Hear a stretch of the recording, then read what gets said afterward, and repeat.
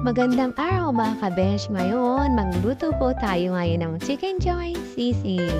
Ang ating pong main ingredients ay, syempre, ang chicken.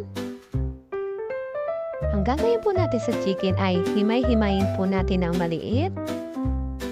And kung makikita po niyo po sa aking video, hinimay-himay ko po siya ng maliit. At ang ipapa po nating main ingredients ay sibuyas, kalamansi, sili, at syempre, ang ating pong mayonnaise. Ang nilagay ko is Japanese mayonnaise. Ayan, yan po. Maglagay po tayo ng mantika sa kawali. Maglagay po tayong konting mayonnaise.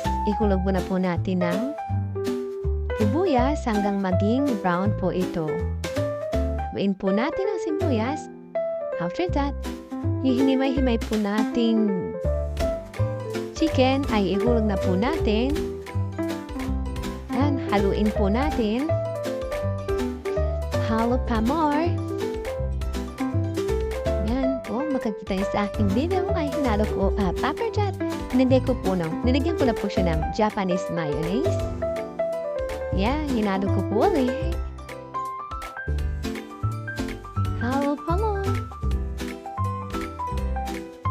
And maglagay din po tayo ng pamienta. At syempre, salt or asin. Haluin po natin. And maglagay po tayo ng sili. Haluin po natin. And malapit na pong maluto ang ating pong chicken joy sisig. Ito na po ang ating pong chicken joy sisig na napakasarap.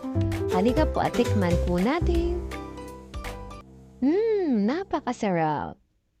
So, thank you for watching.